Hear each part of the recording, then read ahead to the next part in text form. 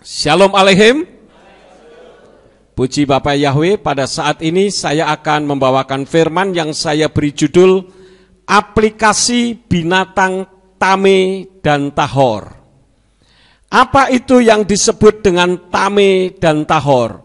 Kalau saudara yang dulu membaca kitab suci menggunakan terjemahan Yayasan Lembaga Alkitab Indonesia, maka kata tame di situ diterjemahkan dengan najis, sedangkan tahor adalah halal. Jadi binatang yang najis dan binatang yang halal itu ternyata bisa diaplikasikan di dalam kehidupan kita ketika Tuhan memberikan peraturan itu di dalam kitab Imamat. Untuk itu mari kita membuka di dalam kitab Imamat pasal yang ke-11 ayat 1 sampai ayat yang ke-4. Sebetulnya kalau berbicara tentang masalah binatang tame dan tahor atau binatang yang najis dan yang tidak najis, yang haram dan halal, itu satu pasal penuh. Tetapi pada saat ini saya hanya akan membaca 4 ayat saja dari Imamat 11 mulai ayat 1 yang demikian bunyinya. Dan Yahweh berfirman kepada Mose dan kepada Aharon dengan berkata kepada mereka, berbicaralah kepada Bani Israel dengan mengatakan, inilah binatang yang boleh kamu makan dari segala hewan yang ada di bumi. Dari antara hewan itu, kamu boleh memakan setiap yang berkuku belah dan kukunya membentuk celah yang memamah biak. Hanya dari yang memamah biak atau dari yang berkuku belah itu, kamu tidak boleh memakan unta. Sebab walau ia memamah biak, tetapi tidak berkuku belah, itu najis bagimu. Dan selanjutnya, jadi kalau kita berbicara untuk lengkapnya tentang masalah binatang yang tame dan tahor, itu seluruh pasal ini seharusnya kita baca. Jadi kalau kita lihat di dalam kehidupan kita di Indonesia, saudara-saudara, kita mengenal adanya binatang-binatang yang berikut yang seharusnya tidak layak untuk dimakan, yaitu udang, kepiting, kelinci, lele, kerang, kodok, kelelawar, babi, dan banyak lagi yang lain, ya, yang sering familiar di dalam kehidupan kita. Nah, kenapa hal itu tidak boleh dimakan dan apa sebabnya? Saya akan membicarakan yang pertama binatang yang sangat terkenal dan diidentikan dengan kekristenan. Beberapa waktu yang lalu kita mendengar kesaksian dari Om Pen ketika beliau pertama kali menjadi Kristen, menjadi umat Nasrani. Beliau berada di satu rumah seorang pendeta. Ketika dia mengatakan bahwa saya sudah menjadi Kristen, maka hal itu diragukan. Katanya kalau kamu belum makan babi, berarti kamu belum Kristen. Maka dia dicekokin babi setiap hari. Sampai Om Pen nanya kepada saya, berarti kalau begitu kita tidak perlu dibaptis, yang penting makan babi berarti kita sudah Kristen. Ya, logis juga kan saudara-saudara ya? Sebetulnya hal ini merupakan satu kekeliruan, karena iman kekristenan itu tidak diidentikan dengan makan babi. Bahkan kitab suci mengajarkan kepada kita bahwa babi termasuk binatang yang tame. Tame itu bahasa Ibrani yang artinya unclean atau tidak bersih. Sedangkan tahor, kita mengenal istilah tahir, itu bersih atau clean. Nah, babi itu berkuku belah tetapi tidak memamah biak. Kelinci memamah biak tetapi tidak berkuku belah. Berkuku belah dan memamah biak itu yang boleh dimakan karena dagingnya bersih atau tahor. yang kita sering mengenal dengan istilah koser. Mungkin saudara sering ikut-ikutan mengucapkan koser. Tetapi tahukah saudara apa arti koser itu? Siapa yang tahu tolong angkat tangan dan jawab. Koser artinya apa? Koser itu artinya layak. Yang layak untuk bisa dimakan. Nah sekarang apa aplikasinya binatang tame dan tahor bagi kehidupan kita? Bukan hanya sekedar oh ini boleh dimakan, oh itu tidak boleh dimakan. Dan saya ingin menggarisbawahi seluruh kitab suci ini tidak ada satu ayat pun yang mengatakan ketika engkau makan binatang yang tame atau binatang yang unclean, binatang yang kotor, kamu mati masuk neraka. Tidak ada. Tetapi Tuhan memberikan peraturan seperti yang tertulis dalam kitab Imamat pasal yang ke-11 ini tetap mengandung makna bagi kehidupan kita. Karena itu Tuhan tidak pernah memberikan larangan yang tidak punya makna bagi kehidupan kita. Karena itu apa yang ditulis, kalau saudara bisa untuk tidak memakan makanan yang dilarang untuk dimakan karena tame atau tidak bersih tadi, itu bagus. Kenapa? Karena itu berkaitan tentang kesehatan kita. Jadi saudara-saudara, binatang yang boleh dimakan adalah binatang yang memamah biak dan berkuku belah. Jadi sudah memamah biak, berkuku belah. Tadi disebutkan ada binatang yang berkuku belah tetapi tidak memamah biak. Itu termasuk tame atau tahor? Tame, ya, termasuk kotor. Nah sekarang binatang itu memamah biak tetapi dia tidak berkuku belah. Itu tame atau tahor? Tame juga, kotor juga, unclean.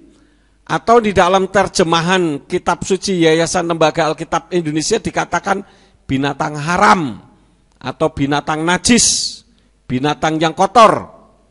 Jadi yang boleh dimakan adalah binatang yang memamah biak dan berkuku belah. Kenapa? Karena mereka mengunyah 2 kali. Artinya lebih bersih dan sehat. Jadi binatang yang memamah biak itu memiliki 4 lambung, saudara-saudara. Mungkin saudara selama ini pernah makan jeroan, ya, yang kalau di Amerika itu termasuk junk food atau makanan buangan, hanya binatang yang makan. Tapi di Indonesia dipakai untuk manusia yang memakan, bahkan dikatakan oh jeroan enak, gitu kan? Tapi kalau di luar negeri, di Amerika, jeroan itu dibuang, saudara-saudara. Tapi di sini bilang enak, ya. Nah, saudara-saudara, saya akan ajarkan terlebih dahulu tentang spesifikasi lambung dari binatang yang memamah biak. Contohnya lembu misalkan, ya. Kita akan lihat pertama kali yang disebut dengan lambung pertama, yaitu yang terkenal dengan nama rumen.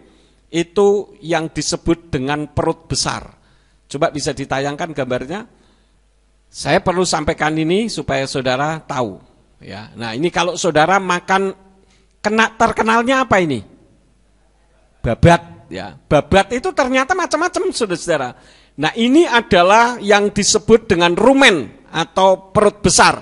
Jadi kalau saudara makan babat yang model seperti itu termasuk rumen, itu perut besar. Nah di dalam rumen ini ternyata banyak bakterinya, karena itu pengurai pertama, saudara-saudara. Pernah saudara makan babat yang model begitu? Pernah, ya. Nah itu termasuk rumen, dan itu adalah tempat makanan yang ada pada binatang memamah biak yang memiliki banyak bakteri di situ. Nah, coba saudara perhatikan. Yang kedua adalah lambung yang disebut dengan perut jala atau retikuluk. Nah, retikuluk itu modelnya seperti ini. Coba dibuka yang kedua. Nah, ini. Ada yang berbeda kan dengan yang pertama ya? Ini yang disebut dengan perut jala. Ini gunanya untuk memproses dari perut besar menjadi gumpalan yang lebih kecil yang disebut bolus. Nah, ini. Saudara juga pernah makan babat yang model begitu kan? Wah, tukang makan jeroan semua rupanya. Kemudian yang ketiga yang disebut dengan omasum. Ini adalah perut kitab namanya. Perut kitab ini modelnya seperti ini. Pernah? Pernah juga ya. Nah, itu adalah perut yang dipergunakan untuk memproses dari perut jala yang berfungsi untuk memisah-misahkan makanan. Luar biasa ya, Tuhan menciptakan binatang ya.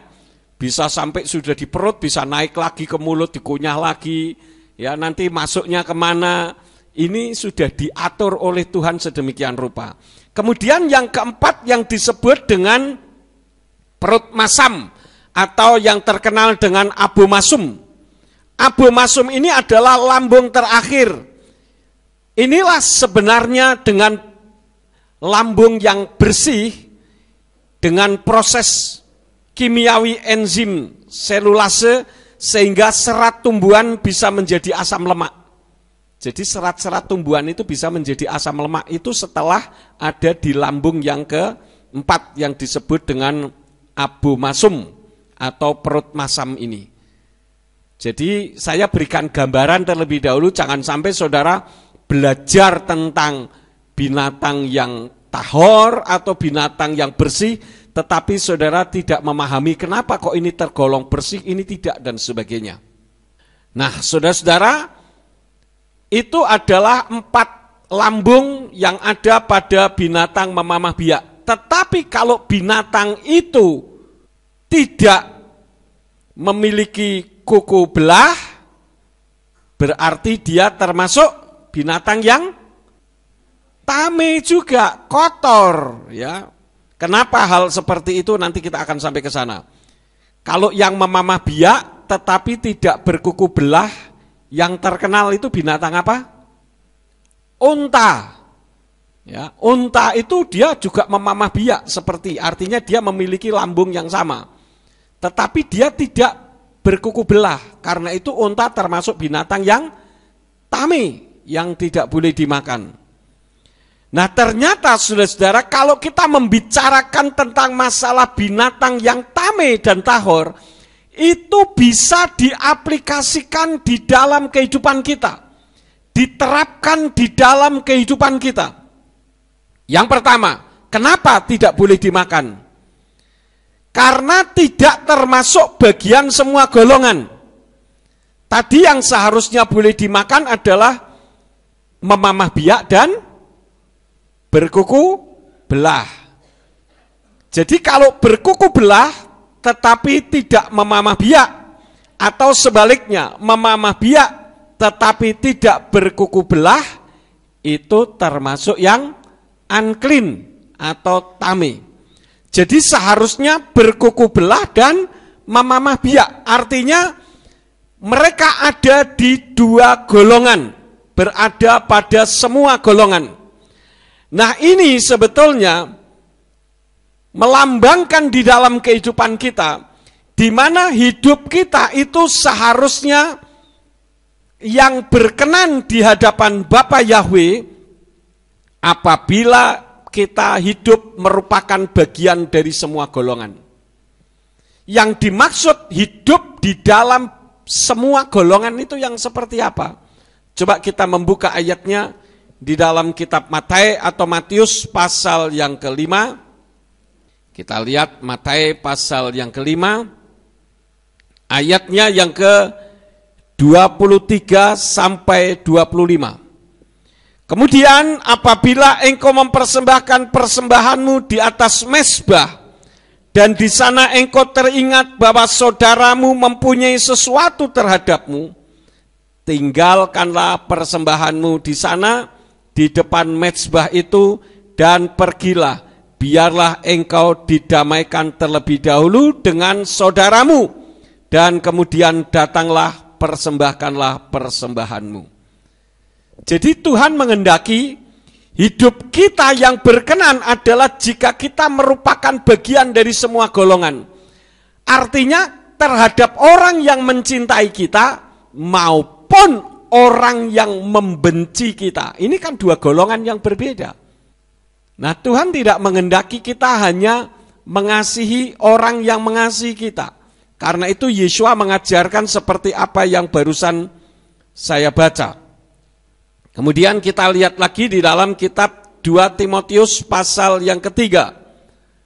2 Timotius pasal yang ketiga ayat yang ke-1 sampai ayat yang ke-5. Dan ketahuilah ini bahwa pada hari-hari terakhir akan datang masa yang sukar.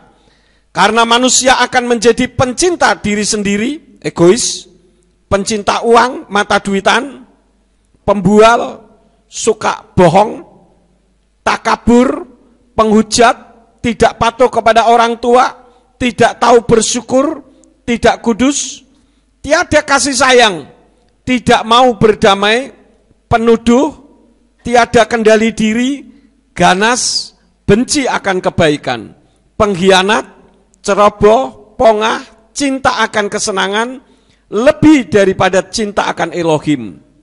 Sambil mengenakan suatu bentuk kesalehan, tetapi telah memungkiri kuasanya dan hindarilah hal-hal ini.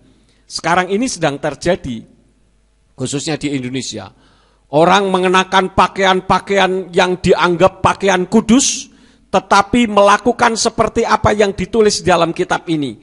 Khususnya pada ayat yang ketiga di situ dikatakan tiada kasih sayang, tidak bisa mengasihi. Bagaimana mungkin Tuhan memerintahkan untuk membunuh manusia yang lain, sementara manusia yang lain juga ciptaan Tuhan juga.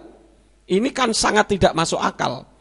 Tetapi ketika berbicara, mereka mengenakan pakaian kekudusan. Sehingga semua orang melihat, wah ini orang hebat, orang kudus, malaikat yang turun dari Samayim, malaikat yang turun dari sorga. Tapi ucapannya seperti apa yang ditulis di dalam kitab tadi. Ini adalah tipe sifat manusia pada akhir zaman yang siap untuk masuk ke neraka. Karena itulah maka sebagaimana Tuhan mengajarkan kepada kita, boleh memakan binatang yang memamah biak dan berkuku belah, itu artinya bagaikan kehidupan kita yang berada pada semua golongan. Artinya hidup kita baru akan dianggap benar di hadapan Tuhan apabila kita mengasihi sesama kita.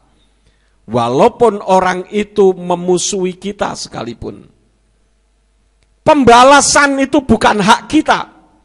Pembalasan itu haknya Elohim. Pak, bagaimana saya bisa mengampuni? Saya ini sakit luar biasa. Kitab suci mengajarkan kepada kita, mari kita membuka di dalam kitab Roma pasal yang ke-12 ayatnya yang ke-19.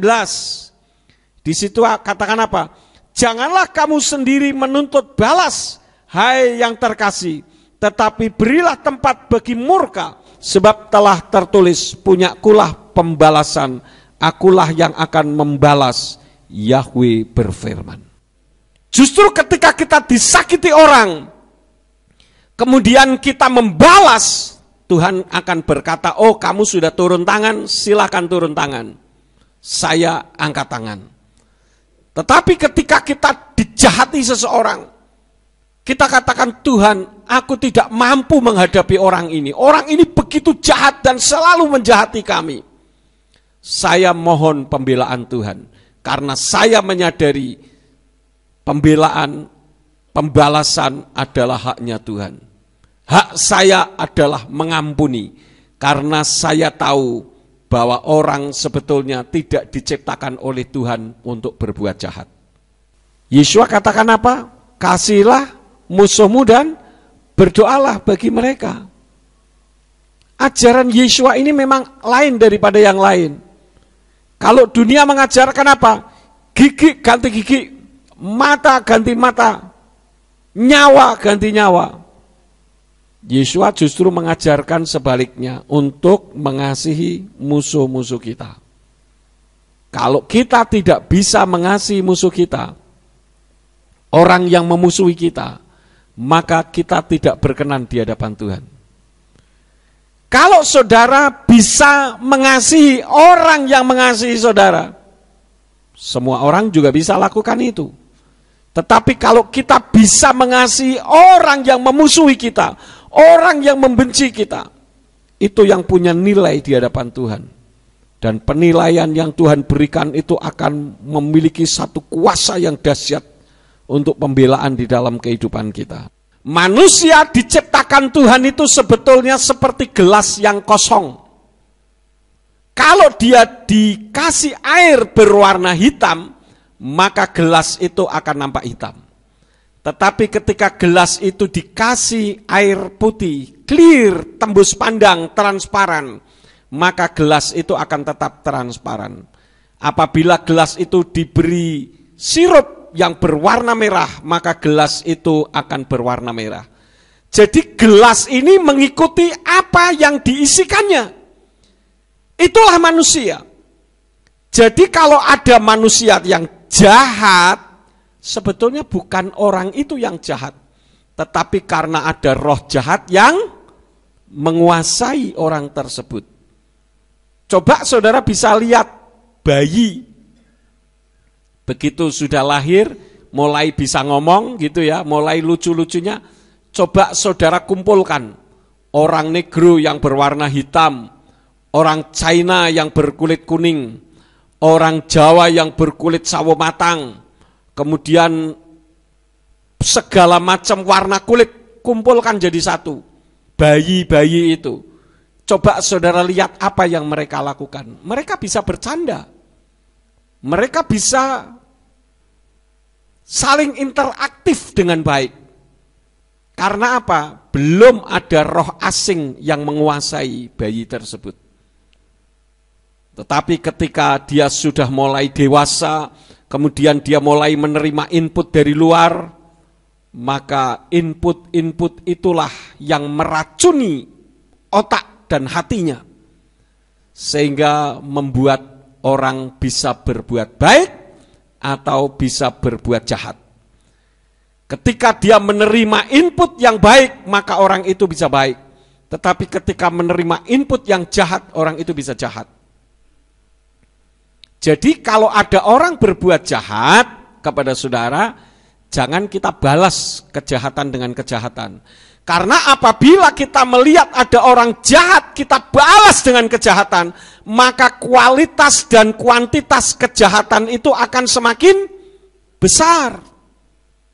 Misalkan saya pukul Pak Sarmujito. Pak Sarmujito tahu saya bisa main kungfu. Pak Jito tidak berani lawan saya. Maka Pak Jito akan bawa 5 orang untuk ngeroyok saya. Karena saya dikeroyok 5 orang, saya kalah. Maka saya akan membawa 20 orang untuk ngeroyok orang-orang yang sudah ngeroyok saya. Lalu Pak Jito mau mengerahkan berapa orang? Mungkin 1 RW bisa dikerahkan semua. Artinya apa? Kualitas dan kuantitas kejahatan akan semakin besar. Kitab suci mengajarkan kejahatan itu hanya bisa dikalahkan dengan kebaikan. Lah kok enak men Pak? Ya itulah teori firman. Coba kita membuka ayatnya di dalam 2 Raja-Raja. Saya ajak saudara untuk belajar pengampunan ini. 2 Raja-Raja pasal 6 ayat yang ke-14 sampai ayat yang ke-23. Saya akan baca. Maka Raja Aram mengirim kuda serta kereta perang dan pasukan besar ke sana. Lalu sampailah mereka pada waktu malam dan mengepung kota itu. Pelayan abdi Elohim bangun pagi-pagi benar dan keluar. Dan nampaklah suatu pasukan dengan kuda dan kereta perang sudah mengepung kota itu.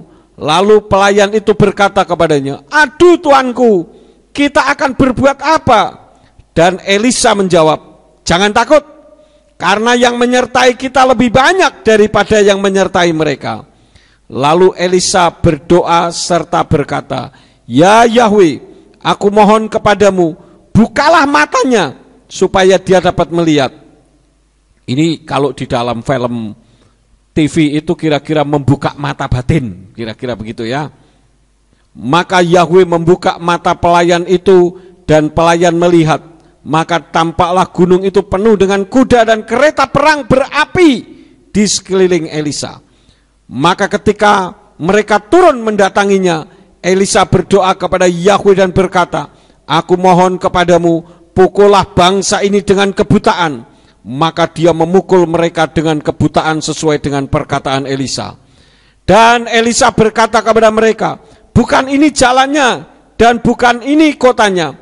Ikutlah aku, maka aku akan menuntunmu kepada orang yang kamu cari.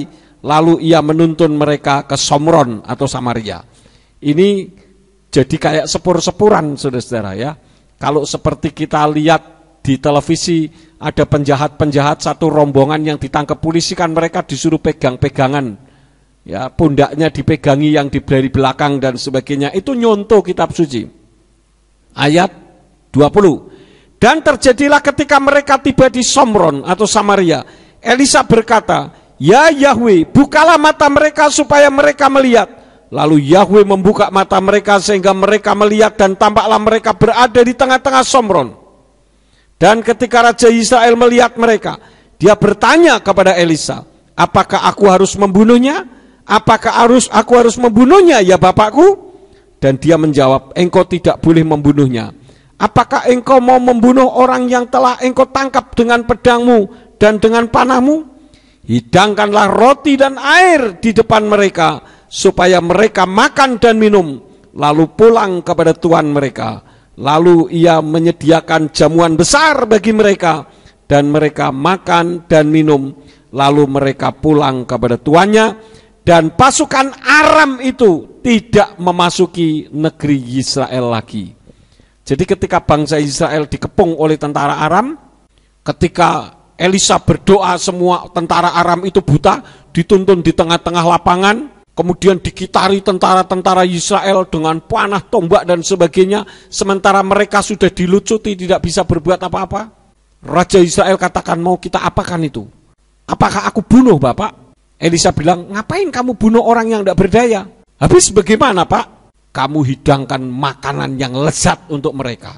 Kalau saudara jadi tawanannya, saudara disediakan makanan yang lezat, kira-kira saudara bisa makan apa enggak? Bisa makan enggak? Ketakutan setengah mati, bagaimana bisa makan? Mungkin makan megang sendok juga sambil begini. Ngeri saudara-saudara, enggak bisa makan. Tetapi mereka juga berpikir, kenapa aku enggak dibunuh?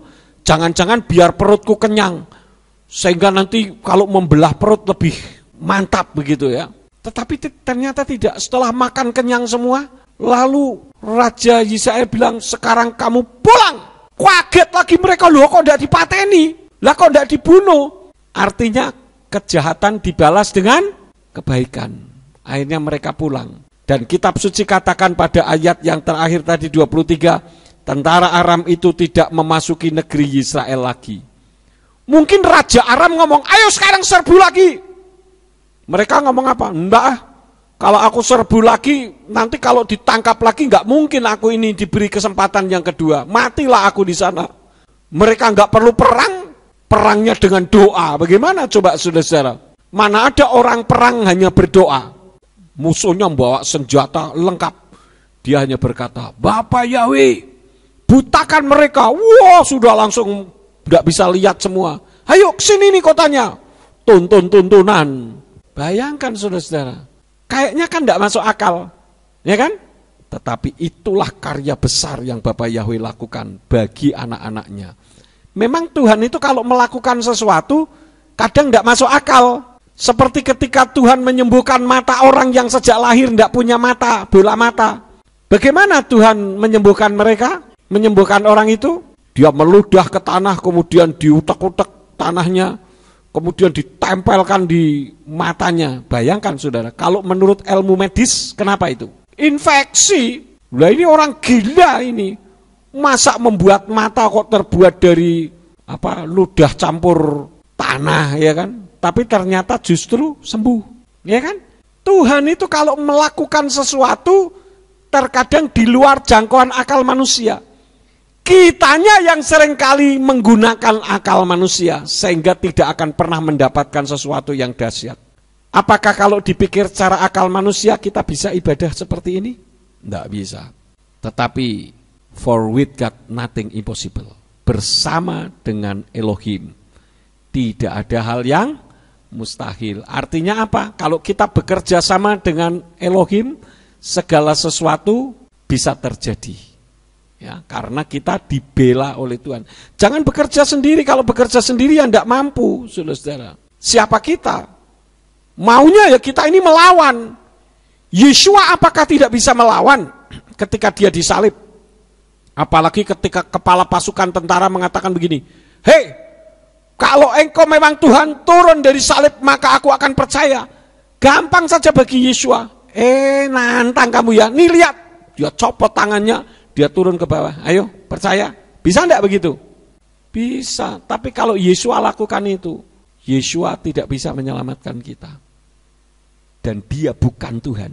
Tetapi Yeshua memang harus mati supaya dia menjadi Tuhan atas orang hidup dan orang mati. Sekarang tergantung saudara mau membalas kejahatan dengan kejahatan atau membalas kejahatan dengan kebaikan. Kalau saudara tidak mampu untuk lakukan itu, saudara berdoa kepada Bapa Yahweh. Yahweh itu Elohim yang penuh dengan kasih. Dan kasihnya yang akan memberikan kemampuan kepada kita. Itu yang pertama. Jadi kehidupan kita akan tahor, kehidupan kita akan bersih apabila kita berada pada dua golongan yang berbeda. Artinya kita bisa mengasihi orang yang mengasihi kita, tetapi kita juga bisa mengasihi orang yang memusuhi kita. Kalau kita mengasihi orang yang mengasihi kita, semua orang bisa lakukan. Tetapi kalau orang mengasihi orang yang memusuhi, tidak semua orang bisa lakukan. Khususnya setan, dia tidak akan bisa lakukan. Torah Musa katakan, mata ganti mata, gigi ganti gigi. Tetapi kitab suci katakan, kasihlah sesamamu manusia dan berdoalah bagi musuh-musuhmu. Beda ajaran Tuhan. Itu yang pertama. Kemudian yang kedua, kenapa kita tidak boleh memakan binatang yang tame atau yang unclean? Binatang yang unclean ini yang kedua biasanya hidup di dua alam. Contohnya apa? Kodok itu hidup di dua alam. Ya. Terus ikan yang tidak bersisik itu bisa hidup di dua alam. Cukup lama dia bisa ada di udara, tidak di dalam air. Kenapa? Ternyata binatang yang hidup di dua alam ini ternyata termasuk binatang unclean, binatang yang kotor. Saya dulu waktu masih kecil kadang diajak sama nenek saya pergi ke pasar, beli ya apa yang bisa dibeli begitu ya. Dulu pernah beli ikan. Saya lihat ada orang jual ikan lele masih hidup, saudara-saudara. Loh ini diambilnya kapan? Rumahnya saja jauh, tapi kok bisa sampai di pasar pun masih hidup. Kenapa? Karena dia mampu berada di dua alam. Nah, Tuhan tidak menghendaki kita seperti itu. Kalau tadi kita berada pada dua golongan, itu yang berkenan, tetapi hidup di dua alam itu tidak. Artinya apa? Hidup kita berkenan jika tidak berada di dua alam. Artinya kanan kiri oke, bermuka dua, bertopeng. Ini tidak boleh. Artinya seperti apa yang firman Elohim ajarkan kepada kita. Coba kita membuka di dalam kitab Matius pasal yang kelima, ayat yang ke-37. Akan tetapi biarlah perkataanmu ya jika ya, tidak jika tidak, dan yang selebihnya hal itu berasal dari yang jahat. ini orang hidup di dua alam, ya, berada pada dua kondisi, bisa ya, bisa tidak. Nah, ini tidak boleh hal itu terjadi. Karena lebih jauh kitab suci katakan kepada kita apa? Mari kita membuka lagi di dalam kitab Roma pasal yang ke-10 ayat yang ke-10. Di situ dikatakan apa? Sebab untuk pembenaran dipercayai dengan hati dan untuk keselamatan diakui dengan mulut. Artinya mulut dan hati itu harus sama. Berapa banyak sekarang ini pendeta-pendeta sekalipun yang mulut dan hatinya tidak sama. Tidak usah jauh-jauh lah. Kita berbicara tentang masalah nama Tuhan saja. Tidak masalah, Pak. Tuhan tahu isi hati saya. Kalau saya menyebut Allah itu sebetulnya hati saya Yahweh. Wah, itu kan menurut kamu. Lah kitab suci ajarkan kepada kita apa? Kalau hatimu Yahweh, kenapa mulutmu lain? Ini artinya tidak konsekuen. Orang yang seperti ini termasuk binatang tame, bukan tahor. Termasuk binatang yang najis. Binatang yang tidak bersih. Dan Tuhan kan mengumpamakan kita dengan binatang-binatang, ya, pada saat penglihatan siapa itu? Petrus, Kepa, mendapatkan penglihatan binatang-binatang, itu bukan berbicara tentang binatang tame dan tahor, tetapi itu mengumpamakan manusia seperti binatang-binatang. Jadi apa yang saya sampaikan tentang aplikasi binatang tame dan tahor itu berbicara tentang kehidupan kita. Jadi bukan hanya sekedar oh kita tahu ini binatang boleh dimakan, ini binatang tidak boleh dimakan, tetapi itu juga melambangkan kehidupan manusia. Kita baru berkenan di hadapan Elohim, kita berkenan di hadapan Tuhan apabila mulut dan hati kita sama, tidak munafik, ngomong dengan perbuatannya berbeda. Apa yang ada di dalam hati tidak sesuai dengan apa yang diucapkan di mulut. Kalau ngomong sih seru. Saudara-saudara, kita harus berani mati untuk kebenaran. Kita tidak usah takut mati, toh mati ketemu Tuhan. Berapapun nilainya kita bayar. Tapi kalau sudah bicara soal Yahweh, nanti dulu. Nanti saya dipecat, tidak makan. Nah ini mulutnya sudah lain. Yang penting hati. Tuhan kan tahu isi hati. Ya betul Tuhan tahu isi hati. Kalau Tuhan tidak tahu isi hati, itu bukan Tuhan. Yang jadi masalahnya jangan ngatur Tuhan. Jangan mengatakan Tuhan tahu isi hati saya. Seharusnya kita yang diatur Tuhan. Ngomongnya apa? Kalau aku menyebut namamu dengan ini Tuhan, isi hatimu itu bagaimana? Nah kitab suci kan sudah mengajarkan kepada kita. Bagaimana isi hati Tuhan ketika kita memanggil namanya dengan seenak-enaknya sendiri. Diganti-ganti lagi. Banyak ayat-ayat yang sudah sering kali saya katakan. Khususnya Keluaran 23 ayat 13. Kita diminta untuk waspada. Nama sesembahan lain jangan sampai keluar dari mulut kita. Ini malah dipakai untuk mengagungkan, mengganti nama Tuhan. Ini jahat di mata Tuhan orang seperti ini, saudara-saudara. Karena itu termasuk binatang yang najis di hadapan Tuhan. Tidak layak untuk masuk surga. Yang ketiga, kenapa kita tidak boleh memakan binatang yang tame atau yang unclean? Binatang yang unclean atau tame itu diciptakan untuk menjadi pembersih alam. Ini untuk melestarikan ekosistem. Jadi ada siklus kehidupan begitu ya. Kalau saudara nonton di Discovery Channel atau saudara nonton di Animal Planet atau saudara nonton di Net Geo Wild, ya, saudara akan tahu bagaimana misalkan di padang gurun yang begitu panas ada binatang mati membusuk, itu akan menimbulkan penyakit. Maka Tuhan kirim burung kondor, burung pemakan bangkai untuk memakan bangkai. Itu dipergunakan untuk apa? Untuk membersihkan alam. Maka kalau kita memakan binatang yang pembersih alam, maka binatang itu kotor. Contohnya babi. Babi itu mengandung asam aminotripropen. Ya. Asam aminotripropen ini sangat tinggi di dalam tubuh daripada babi tersebut karena makan kotoran. Termasuk ikan lele itu makan kotoran. Bahkan kalau orang yang setiap pagi duduk termenung sambil buang emas batangan itu, saudara-saudara, ya kan? Itu ada orang yang piara lele di bawahnya.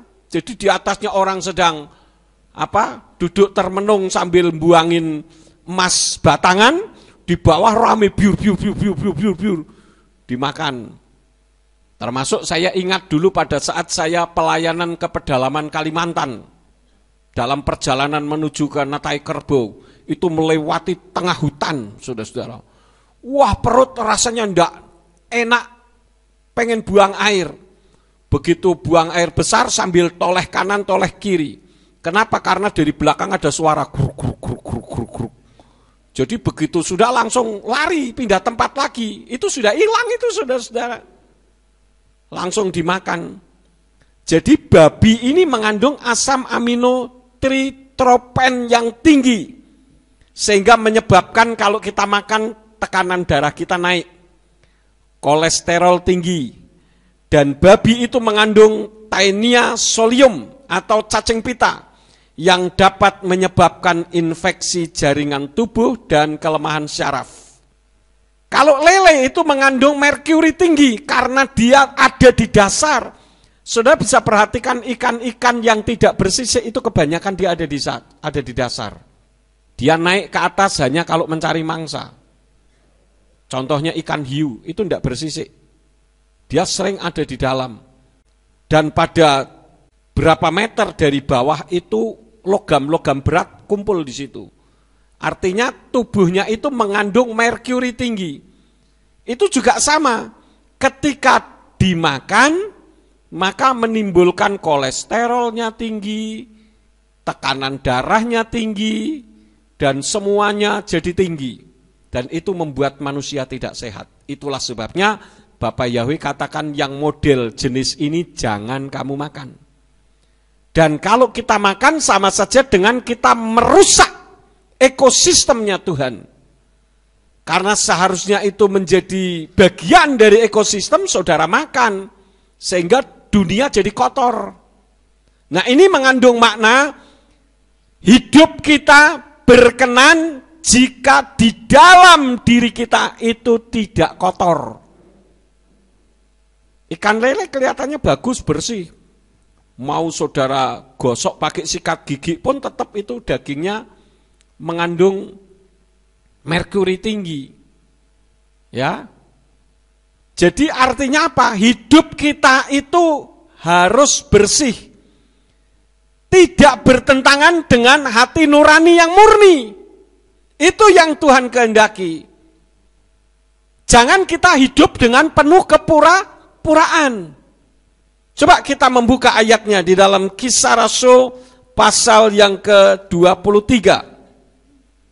Kisah Rasul pasal 23 ayat yang ke-1 di sana dikatakan apa?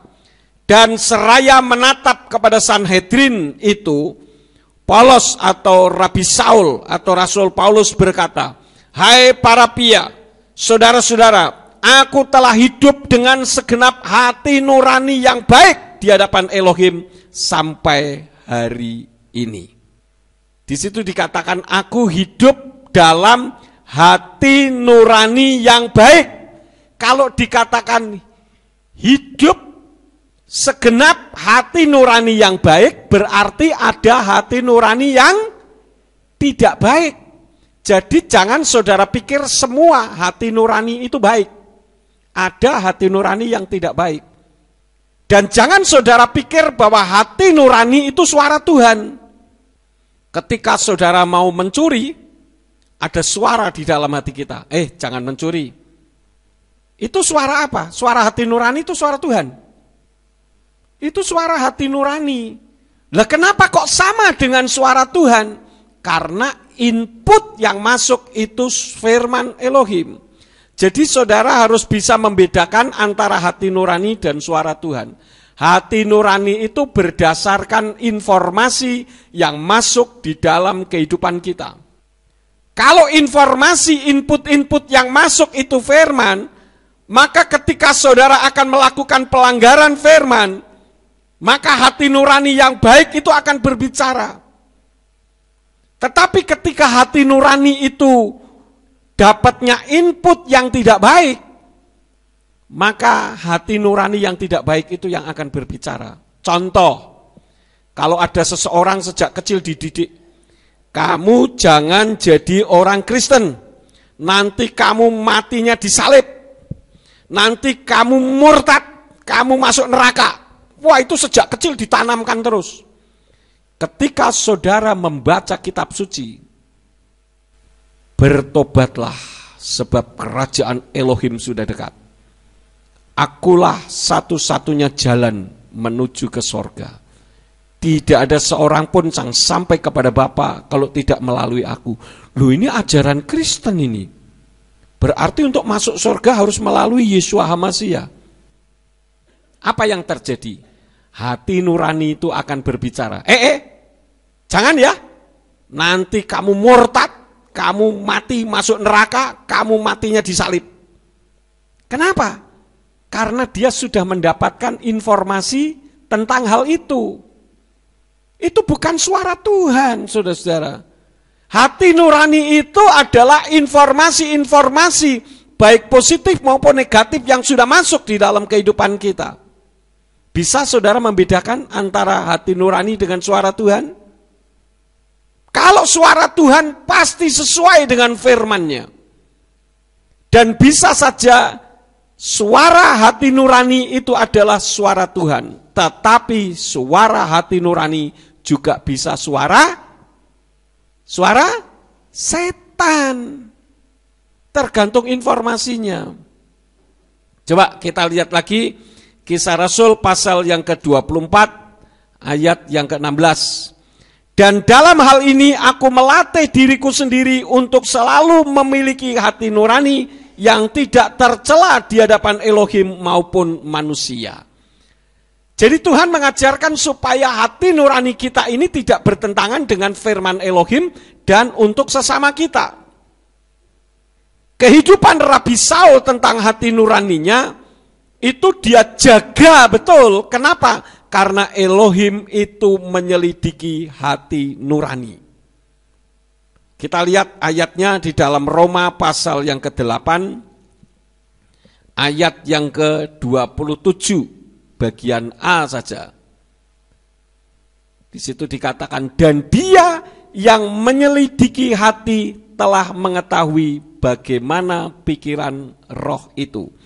Dan dia yang menyelidiki, apa saudara-saudara? Hati. Jadi Tuhan itu menyelidiki hati. Hati saudara ini jahat atau baik, itu Tuhan yang menilai. Bukan sesama yang menilai. Kalau sesama yang menilai, ketika banyak sesama saya katakan bunuh itu orang-orang Kristen, maka sesama saya akan mengatakan baik atau buruk. Baik.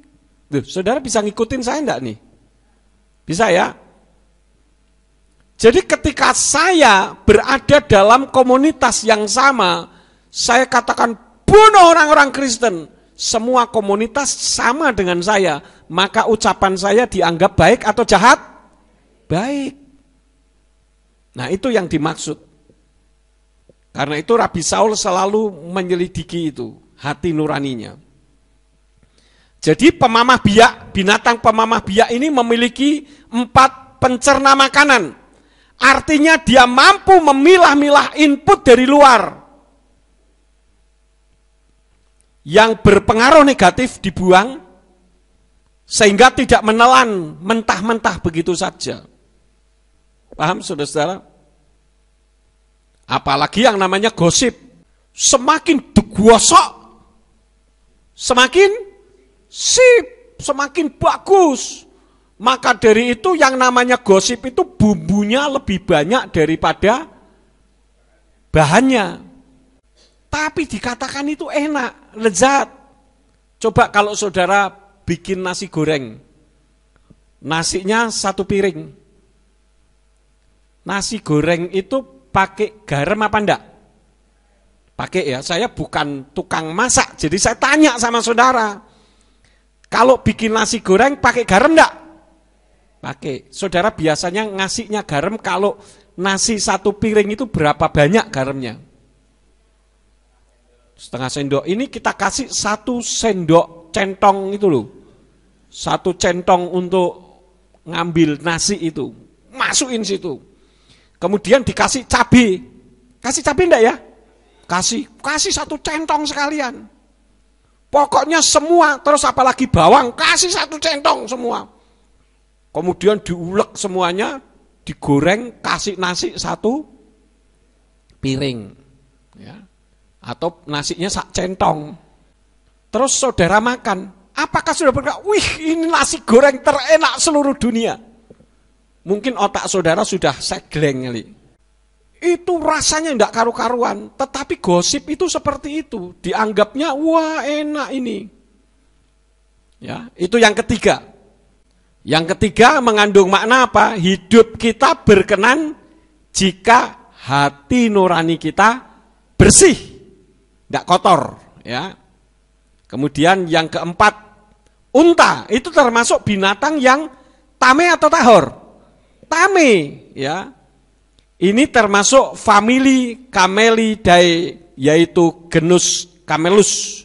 Memiliki partikel molekul atau sel darah yang berbentuk oval. Saya menyelidiki ini, kenapa sih Tuhan kok melarang binatang unta?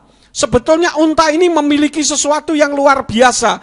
Dia memiliki partikel molekul sel darah yang berbentuk oval, beda dengan semua binatang yang lain. Kalau semua binatang yang lain molekul darahnya itu bunder. Tetapi kalau unta molekulnya oval, ya. Kenapa sih kok bentuknya oval? Supaya mampu minum air banyak tanpa takut sel darah membelah karena kadar air yang berlebihan. Karena itu apabila orang minum air banyak itu bagus, tapi kalau terlalu berlebihan juga akan menimbulkan pecahnya sel darah. Jadi semua ada ukurannya. Nah, yang luar biasa adalah mulut dan lidahnya itu mampu mengunyah tanaman gurun yang berduri. Luar biasa ya, lidahnya itu tahan untuk kena tusuk duri. Ya. Tetapi mampu memuntahkan sebagian makanan yang belum dicerna saat terancam atau merasa terganggu. Artinya apa? Dalam bahaya makanan dimuntahkan agar aman. Dia tidak peduli makanan itu masih nikmat dimakan atau tidak, dibuang begitu saja dia lari. Itu camel atau onta, saudara-saudara. Nah, ini tidak boleh ada di dalam diri kita. Artinya apa? Makanan itu berbicara tentang hal-hal yang baik bagi tubuh kita. Tetapi kita muntahkan demi keselamatan kita sendiri secara jasmani. Itu sama seperti Esau yang membuang hak kesulungan. Coba kita membuka di dalam kitab Kejadian pasal yang ke-25. Kejadian pasal yang ke-25 ayat yang ke-33. Kejadian 25 ayat yang ke-33. Dan Yakub berkata, bersumpahlah kepadaku hari ini, dan dia bersumpah kepadanya, dan dia menjual hak kesulungannya kepada Yakub. Ini Esau. Dia pikir aku ini udah lapar, ngapain poseng-poseng, yang penting aku ini selamat, perutku ini selamat. Hak kesulungan dia buang. Artinya apa? Sesuatu yang baik itu dia buang. Seperti unta tadi dalam bahaya makanan pun dimuntahkannya. Esau begitu, karena perutnya lapar, dia mengutamakan perutnya. Masa bodoh hak kesulungan. Berapa banyak hak kesulungan kita muntahkan ketika kita berpacaran yang anak-anak muda dengan orang yang tidak beriman. Habis dia ganteng Pak, jenggotnya melambai-lambai. Sayang kalau ditinggal. Waduh, saudara-saudara. Ini kan cari jiwa Pak. Nanti kan dia mau ke gereja. Buktinya dia sudah mau ngantar ke gereja. Loh, baru ngantar ke gereja aja kok sudah seneng. Akibatnya apa? Bermasalah dalam keluarga.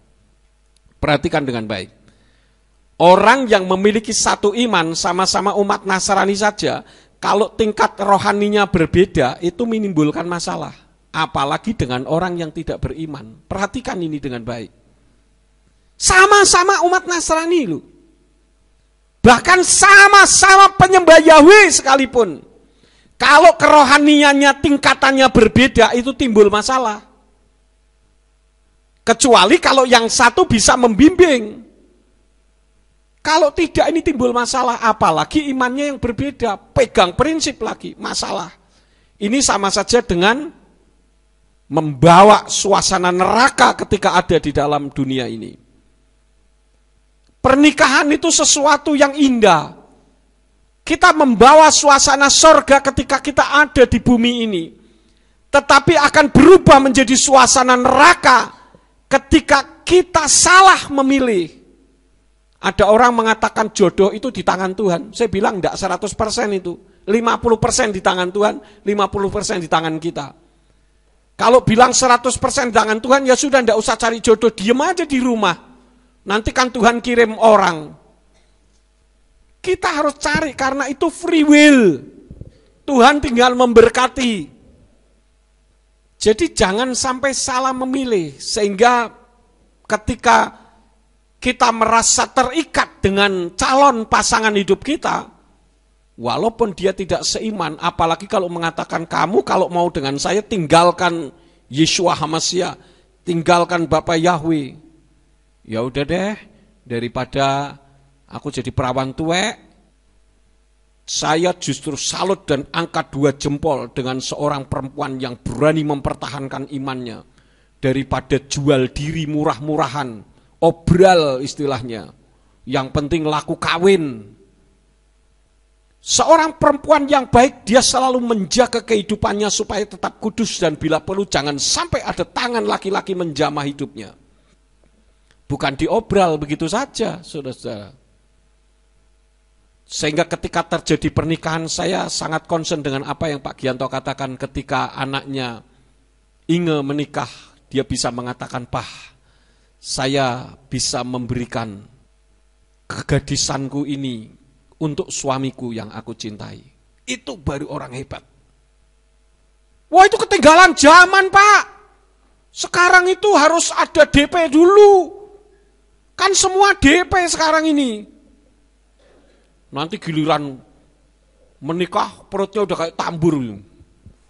Jualannya udah gendut gitu.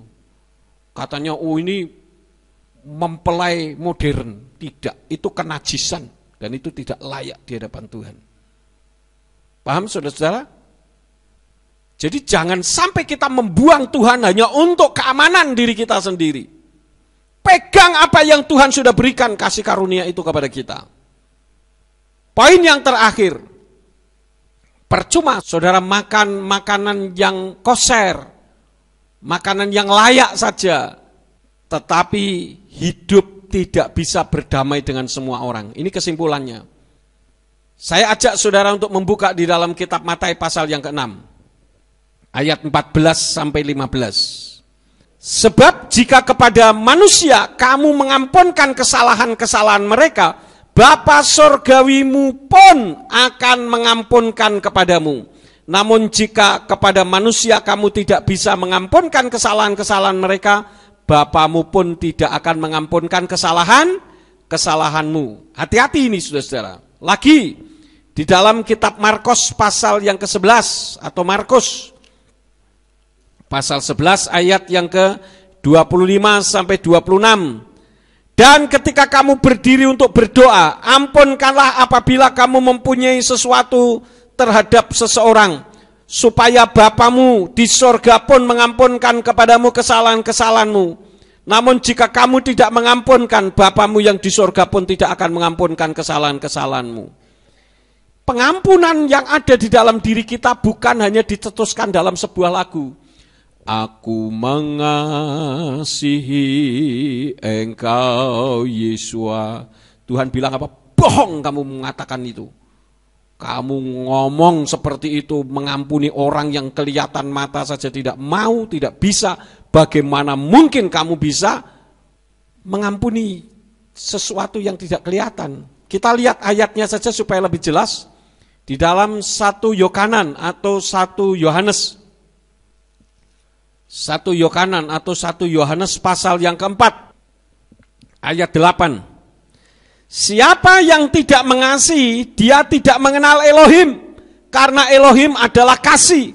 Jadi kasih atau mengasihi itu mutlak harus ada di dalam hidup kita. Kalau tidak, percuma saudara makan makanan yang koser, makanan yang tahor, yang bersih. Tetapi kalau tidak ada kasih, ayat yang ke-20 lebih ngeri lagi, dikatakan apa? Jika seseorang mengatakan aku mengasihi Elohim, tetapi dia membenci saudaranya, ia adalah seorang pendusta. Karena siapa yang tidak mengasihi saudaranya yang ia lihat, bagaimana ia sanggup untuk mengasihi Elohim yang tidak ia lihat? Aku mengasihi engkau Yesua. Bohong itu kata Yesua. Kamu mengasihi orang yang kelihatan aja tidak bisa, bagaimana kamu bisa mengasihi aku? Itu kata Tuhan. Ini mutlak. Dan saya katakan, sorga itu miliknya Bapak Yahweh. Ibarat saudara mau masuk ke rumah saya, saudara sudah tahu rumahnya. Saudara mau masuk ke Samayim, saudara tahu siapa pemiliknya, yaitu Bapak Yahweh. Ketika saudara berada di depan rumah saya, maka saudara akan menemukan yang pertama adalah pintu rumah saya. Dan kitab suci katakan, Yesua adalah pintu untuk masuk ke Samayim. Ayatnya di dalam kitab Yohanan atau Yohanes. Saya ajak saudara untuk melihat Yohanan pasal yang ke-10, ayat yang ke-9. Akulah pintu, tidak seorang pun masuk melalui aku. Ia akan diselamatkan dan dia akan masuk dan akan keluar dan akan menemukan padang rumput. Saudara mungkin sudah tahu sorga, sudah tahu rumahnya Bapak Yahweh. Ya, saudara sudah tahu pintunya. Tetapi itu belum cukup. Karena kalau saudara hanya tahu, oh Samayim, sorga itu miliknya Bapak Yahweh. Yesua itu pintu satu-satunya. Tapi kalau saudara tidak punya kuncinya, saudara hanya di luar, tidak bisa masuk. Nah kuncinya itu apa? Kitab suci katakan, kasih itu adalah kuncinya. Jadi kalau saudara percaya kepada Bapak Yahweh yang memiliki sorga, saudara percaya kepada Yesua HaMasyiah yang adalah pintu satu-satunya, itu sudah luar biasa. Tetapi masih ada satu hal lagi yang harus saudara lakukan, yaitu kasih, mengasihi. Kalau di dalam kehidupan saudara ada kebencian, saudara membenci seseorang, jangan harap saudara masuk ke Samayim. Tidak peduli siapapun saudara. Lalu bagaimana Pak caranya untuk mendeteksi aku ini memiliki kasih apa enggak? Coba kalau saudara ketemu sama orang yang tidak saudara sukai, masihkah ada ganjalan di dalam hati? Kalau itu masih ada di dalam hatimu, berarti engkau masih belum beres. Engkau hanya menemukan pintunya, tetapi kuncinya belum ada di tanganmu. Paham saudara-saudara? Kunci itu harus ada di tangan saudara. Artinya apa? Jangan sampai ada sesuatu di dalam hidup kita. Percuma saudara makan makanan koser, tetapi saudara bermuka dua, bertopeng, hidup penuh dengan kemunafikan. Percuma. Itu kesimpulan yang kedua. Yang ketiga, percuma saudara makan makanan koser apabila saudara menentang hati nurani yang baik. Jadi saudara harus menyatukan apa yang akan saudara ucapkan, apa yang akan saudara lakukan sesuai dengan hati nurani yang baik, bukan hati nurani yang tidak baik. Artinya hati nurani yang sesuai dengan firman. Karena ada nasihat yang tidak baik. Karena itu jangan sembarangan minta nasihat sama seseorang. Mintalah nasihat kepada orang yang memiliki hati nurani yang baik. Satu ayat yang terakhir di dalam Roma pasal yang ke-8.